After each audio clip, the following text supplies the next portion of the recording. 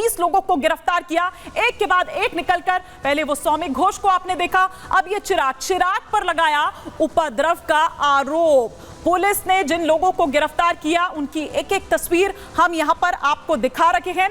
घर वाले ये कह रहे हैं कि ये बेगुनाह है। उपद्रव के बाद ये दिखाने की कोशिश की गई कि बंगाल पुलिस ने एक्शन लिया है और जो उपद्रवी थे उनमें से कुछ गिरफ्तारी की है। तो जिन 24 लोगों में से गिरफ्तारी हुई है उनमें एक चिराग झांझरिया भी है, लेकिन जो परिवार है वो परेशान है। वो ये कह रहा है कि उनका बच्चा बेगुनाह है, उनका बच्चा बेकसूर है और जबरदस्ती पुलिस उसे उठाकर ले गई है। तो पुलिस की जो एक्शन है, जो कार्रवाई है, वो भी सवालों के घेरे में है। इस तरह के कई लूप होल्स जो हैं, कई सवाल जो हैं, वो दरअसल निकलकर सामने आ रहे हैं और इसीलिए ममता सरकार सवालों के घेरे में है। लेकिन यही ममता बनर्जी हैं जो खुद ही, सरकार उन्हीं की है, सत्ता में वही है, मुख्यमंत्री वही है, लेकिन तब भी वो सड़क पर उतरकर प्रदर्शन करती है। भैया ये प्रदर्शन आप किसके लिए कर रहे हैं, किसके खिलाफ कर रहे हैं? आप ही की पुलिस, आप ही के प्रशासन के खिलाफ तो वो डॉक्टर बैठे हुए हैं वहां पर प्रदर्शन पर।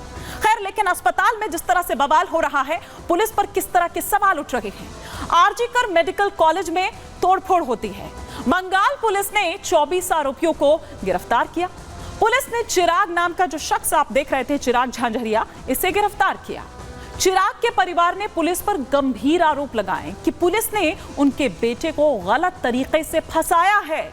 उपद्रव वाली रात चिराग तो घर पर ही था।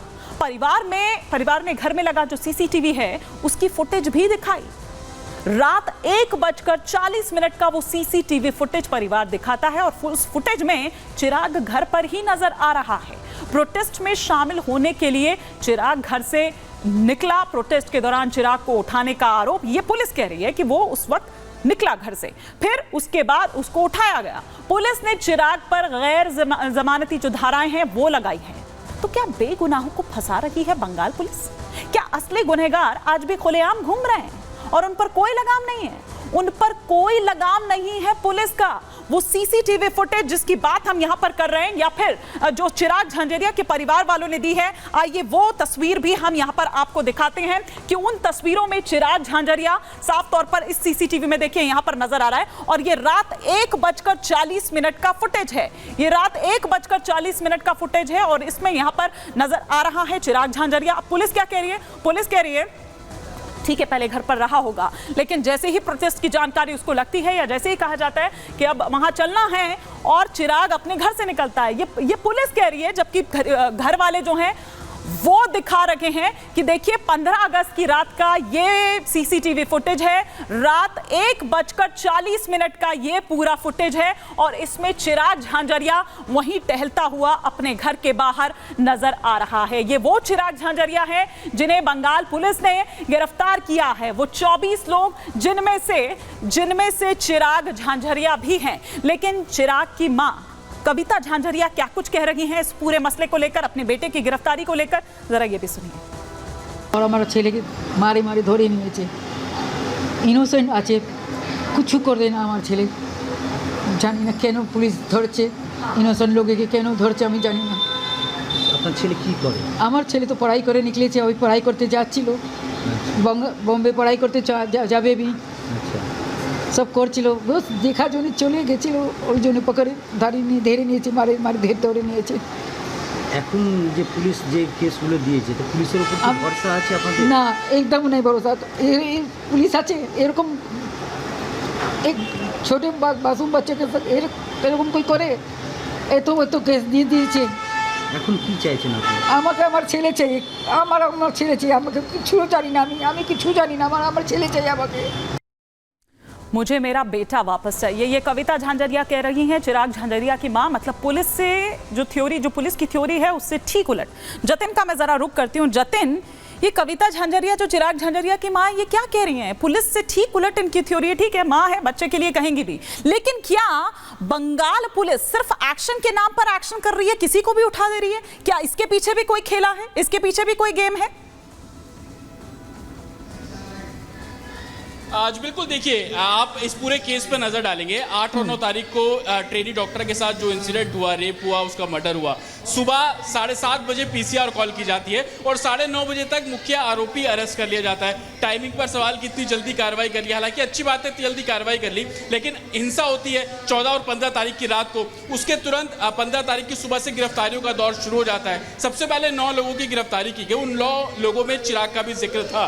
तो अब सवाल ये खड़ा होता है कि क्या खुद को सही साबित करने के लिए, खुद को ये बताने के लिए कि हम इन्वेस्टिगेशन कर रहे हैं और हम कार्रवाई भी कर रहे हैं, गिरफ्तारी भी कर रहे हैं, तो क्या गलत लोगों को पिक किया जा रहा है? ऐसा हम इसलिए भी कह रहे हैं क्योंकि सीसीटीवी फुटेज है। उस सीसीटीवी फुटेज को जब आप देखेंगे तो 1 कुछ मिनट का समय उसमें दिखाया जा रहा है, जो कि विक्टिम फैमिली भी बोल रही है कि वो उस समय घर पर था। अब 2 चीजें इसमें सामने आती है कि क्या वो हिंसा करने के बाद घर पहुंचा और फैमिली बचाने की कोशिश कर रही है, या वाकई वो घर पर था और पुलिस ने प्लांट किया। ये सब चीजें जो कि इन्वेस्टिगेशन में क्लियर होगा। लेकिन सबसे बड़ी बात मैं आपको इसमें ये बता दूं कि सीबीआई जो इस पूरे मामले को इन्वेस्टिगेट कर रही है, वो पुलिस की थ्योरी पर बिलीव नहीं कर रही है। सोर्सेस का कहना है कि इस पूरे मामले की जो जांच है वो कहीं ना कहीं हाईली कॉन्स्पिरेसी के तौर पर सीबीआई इस पूरे मामले को इन्वेस्टिगेट कर रही है। और यही कारण है कि चाहे वो डॉक्टर हो, प्रिंसिपल हो, हर किसी से अलग अलग दौर पर पूछताछ हर किसी से अलग अलग पूछताछ की जा रही है। और जिस तरह से बड़ी बात जतिन आपने यहां कही कि सीबीआई पुलिस की थ्योरी पर यकीन नहीं कर रही है। फिलहाल शुक्रिया जतिन इस तमाम जानकारी के लिए आपका। आगे भी आपसे अपडेट लेते रहेंगे, लेकिन आपको कुछ तस्वीरें दिखाते हैं कि देखिए ये गुस्सा अभी भी थमा नहीं है, ये गुस्सा अभी भी शांत नहीं हुआ है।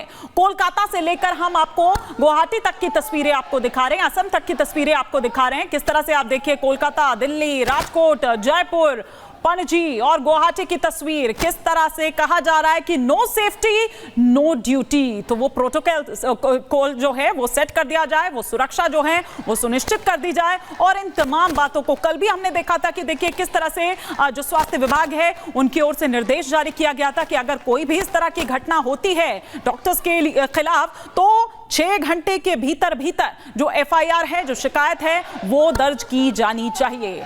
लेकिन जो ये डॉक्टर्स हैं इनका गुस्सा अभी भी शांत नहीं हो रहा है, क्योंकि हर दिन एक नई चीज निकलकर सामने आती है। अब कोलकाता में आप देखिए 43 डॉक्टर्स का तबादला कर दिया जाता है। इसे लेकर भी एक नाराजगी जो है वो उन डॉक्टर्स में देखी जा रही है। वो ये कहते हैं कि हमें दबाने की कोशिश ये हो रही है, हमें डराने की कोशिश ये हो रही है। तो सड़क पर डॉक्टर हैं और व्यवस्था जो है वो जर्जर है, वो चरमरा गई है, वो तमाम सेवाएं चरमरा गई है। कोलकाता कांड को लेकर देश भर में प्रदर्शन देखने को मिल रहे हैं। अलग अलग राज्यों से, अलग अलग शहरों से डॉक्टर सड़क पर उतर आए हैं। अस्पताल की ओपीडी सुविधा पूरी तरह से ठप हो चुकी है, पूरी तरह से चरमरा गई है। देश में हर जगह मरीजों को इस वजह से दिक्कत हो रही है, परेशानी हो रही है। केंद्र सरकार ने काम पर लौटने की अपील भी की है। मध्य प्रदेश हाईकोर्ट ने अपना सख्त रवैया दिखाया है, अपना सख्त रुख दिखाया है। हाईकोर्ट ने काम पर लौटने के आदेश दिए हैं और हाईकोर्ट की सख्ती के बाद मध्य प्रदेश में हड़ताल खत्म भी हो गई है। लेकिन बाकी जगहों की अगर बात करें तो वहां से ऐसी ही तस्वीरें निकलकर सामने आ रही है। लेकिन इधर केंद्रीय मंत्री किरण रिजिजू क्या कुछ कह रहे हैं, उधर सांसद संबित पात्रा क्या कुछ कह रहे हैं, आइए आपको सुनवाते हैं। मैं अपने कम्युनिटी के साथ जो हमारे डॉक्टर बंधु हैं, जिन सब ने आज अपने हाथों पर, अपनी कलाई पर, जिन्होंने आज काली पट्टी लगाए हुए हैं बाहों पर, मैंने भी आज काली पट्टी लगाया हुआ है, so that I can stand in solidarity with my doctor friends. जो चिकित्सक होता है वो अपना पूरा जीवन इस देश की सेवा के लिए और रोगियों की सेवा के लिए व्यतीत करता है। और मुझे बड़ा आश्चर्य होता है जिस प्रकार का जघन्य कांड बंगाल में हुआ है, उस जघन्य कांड को छुपाने का प्रयास किया गया। आनन फानन में 40-50 डॉक्टरों को आज ट्रांसफर किया गया है।